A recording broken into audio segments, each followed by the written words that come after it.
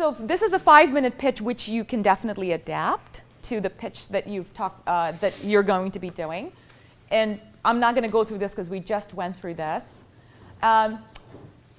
This is a pitch that is actually a 5-minute pitch that has actually won every angel presentation that they did in the last 4 months. They won like 8. And again, you can read this, you can get the full deck, you can follow it line by line. But this is an example, because I wanted to share with you guys an example of what a winning pitch looks like, at least in Silicon Valley. So some of you are taking photos. I'll give you a second. OK. And it's broken down, problem, solution, benefits, right up front. So there's no easy solution. Rewards is a mobile and email, set it and forget it. And see those sales grow by 7% and profits by 20, right? So your problem, solution, benefits. How it works in market, exits in team, and the ask. And this is one pretty much every pitch contest. We get to your point now. Pitches must evoke emotions. If it's a story, it's got to evoke an emotion. There's good emotions and bad emotions. You will never know what emotion you evoke. The only way is to ask someone else to tell you what emotion you evoke. We are always biased about the emotions we evoke. I hate watching my own videos because it always shocks me.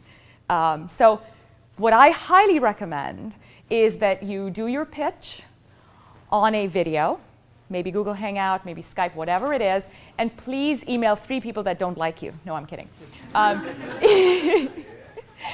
Email at least 1 person you know is not terribly fond of you. And yes, you can email your mom if you absolutely have to, but please don't email, don't try to get feedback from family and friends, because clearly they're biased. So 3 people that really don't know you, maybe, actually this would be a great group of people if you're not best friends, right? And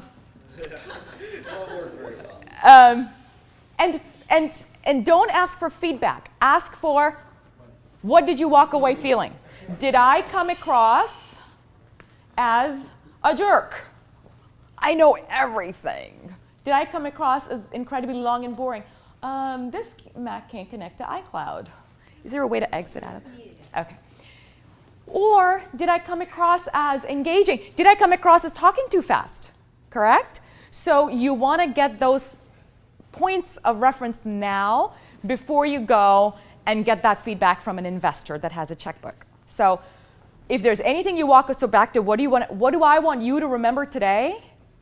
You must record your pitch. You must get 3 people to give you feedback, not in terms of the facts, but what emotion did they walk away? What did you come across as?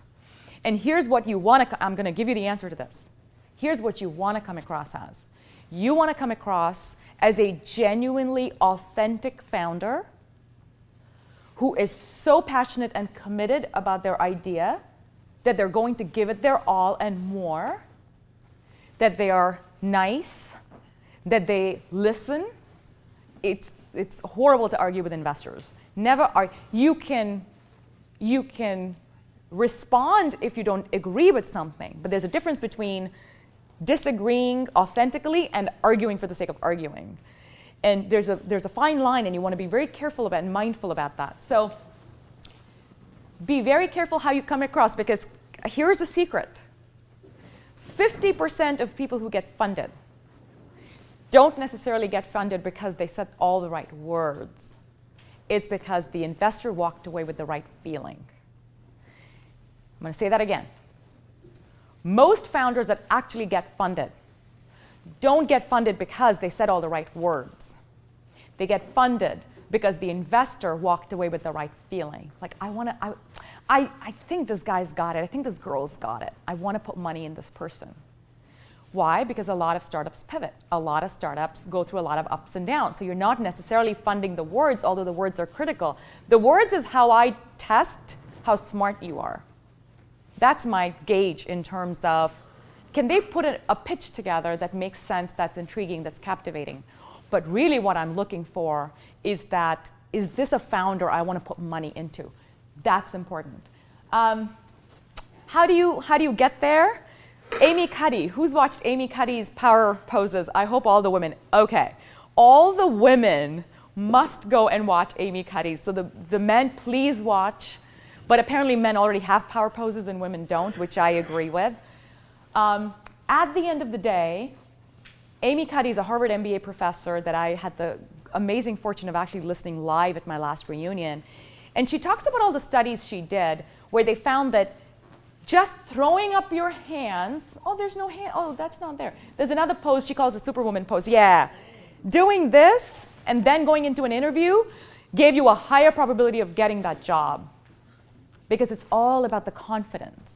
And all of us are frightened doing our pitches. So how do you go from frightened, nervous, scared to strong, committed? You do some power poses, whatever that is, right? Whatever those poses, whatever makes you feel good. Do those poses before you pitch. There's nothing wrong. All my 8 women are going to be doing their power poses today before they go and do their pitches. You've got to get into that mode. And then finally, are you ready?